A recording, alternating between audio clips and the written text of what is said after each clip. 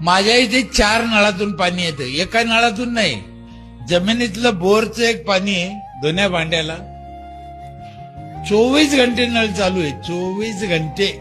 20 वर्ष झाले 1 मिनिट नळ बंद नाही.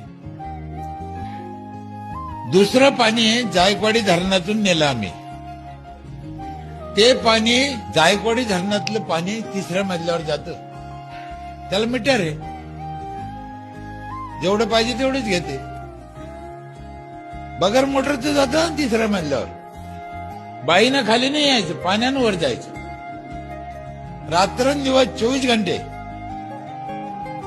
आणि 3रं पाणी आहे 20 लिटरचा जार असतो एक जार एका घराला रोज. कोणत्याच पाण्याला पैसे लागत नाही 5,000 भरल्यावर. 4थं पाणी आहे माझ्या इथे, 4था नळ आहे. संपूर्ण गावाला रोज सकाळी 5 ते 8, पहाटे 5 ते 8 आंघोळीला गरम पाणी येतं नळाला. बाईनं चुलीवर तापायचं नाही.